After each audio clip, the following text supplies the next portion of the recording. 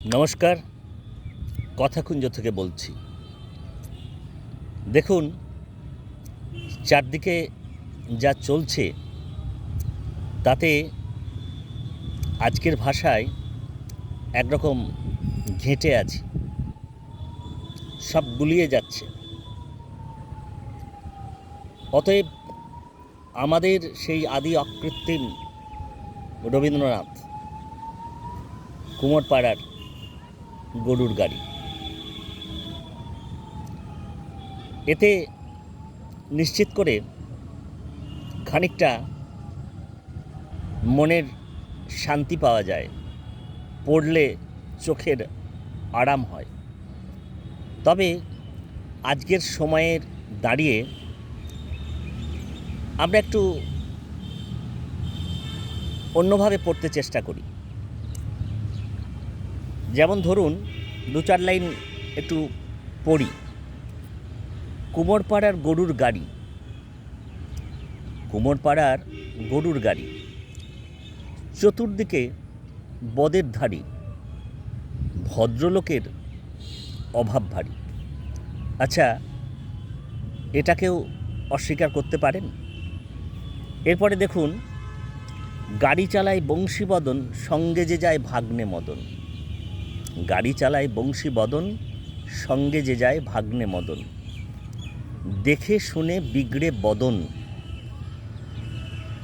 দেখে শুনে তো এরকমই অবস্থা হচ্ছে নাকি? তারপরে ধরুন, হাট বসেছে শুক্রবারে বক্সিগঞ্জে পদ্মা পাড়ে। হাট বসেছে শুক্রবারে বক্সিগঞ্জে পদ্মা পাড়ে। ডিমের দাম যাচ্ছে বেড়ে, চোর দেখলেই মারছে তেড়ে। দেখুন, আমরা যারা বাজারহাট করি, বাজারহাট তো আমাদের সকলকেই করতে হয়, ডিমের দাম বেড়ে যাচ্ছে। কেন বাড়ছে আপনারা সকলেই জানেন। আর চোর দেখলেই সেই ডিম দিয়ে তাকে অভিবাদন জানানো হচ্ছে। তারপরে আসুন, জিনিসপত্র জুটিয়ে এনে গ্রামের মানুষ বেচে কেনে। জিনিসপত্র জুটিয়ে এনে গ্রামের মানুষ বেচে কেনে। ঠিকই তো করে, এটাই তো স্বাভাবিক, এটাই তো আমরা দেখে এসেছি। এখন শহরে অন্যভাবে হচ্ছে। কিন্তু ভাই, এটা কিন্তু ঠিক হচ্ছে না। কোনটা ঠিক হচ্ছে না? জিনিসপত্র জুটিয়ে এনে গ্রামের মানুষ বেচে কেনে, এটা ঠিক, এটা খুব স্বাভাবিক, সহজ, সাবলীল, সুন্দর। কিন্তু ডিম জুতো টমেটো এনে হোক যা হবে তা আইন মেনে। ডিম জুতো টমেটো এনে এটা ঠিক হচ্ছে না। হোক যা হবে তা আইন মেনে। কোর্ট আছে, আইন আদালত আছে, আইন সিদ্ধান্ত নেবে। আচ্ছা, এরপরে আসুন, উচ্ছে বেগুন পটল মূলো বেতের বোনা ধামাকুলো। উচ্ছে বেগুন পটল মূলো বেতের বোনা ধামাকুলো। টালির চাল হাওয়াই চটির ফর্দা ফাঁই কীর্তিগুলো। টালির চাল হাওয়াই চটির ফর্দা ফাঁই কীর্তিগুলো। চোখের সামনেই আমরা দেখতে পাচ্ছি প্রতিদিন।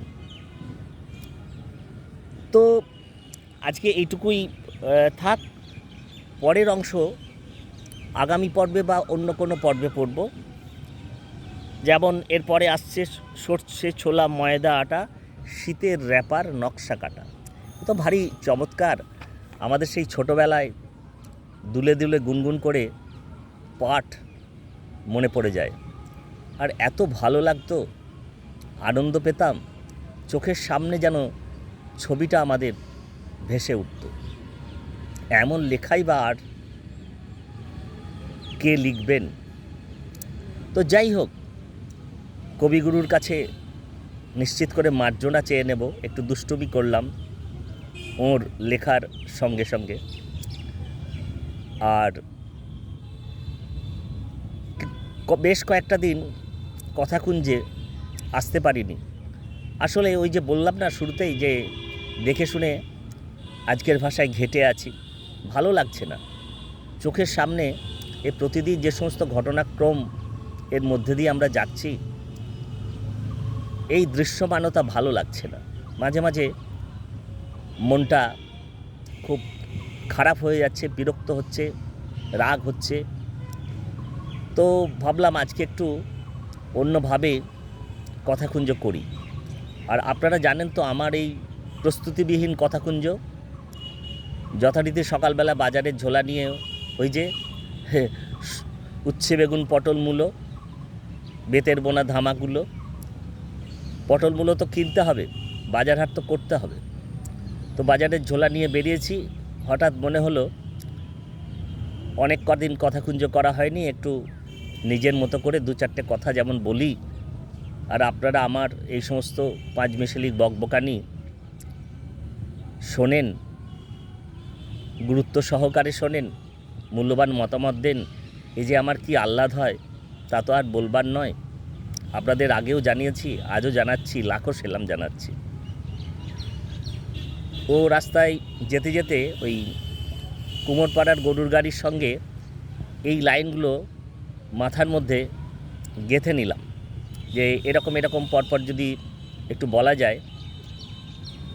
তারপর মাঠে বসে খাতাতে লিখে ফেললাম, লিখে আপনাদের শোনালাম। তো যাই হোক, অন্যান্য পর্বগুলির মতো এই পর্বটিও যদি আপনাদের ভালো টালো লাগে তাহলে লাইক শেয়ার কমেন্ট করবেন, বন্ধুদের জানাবেন। আর আপনারা তো জানেন আমার ওই বাঁধানো কথা, সাবস্ক্রাইব করতে কোনো পয়সা করি লাগে না, একটু ভালোবাসার স্পর্শ লাগে। ঠিক আছে, আজকে কথাকুঞ্জ তাহলে এখানেই শেষ করছি। আপনারা সকলে ভালো থাকতে চেষ্টা করবেন। অনেক ধন্যবাদ, নমস্কার।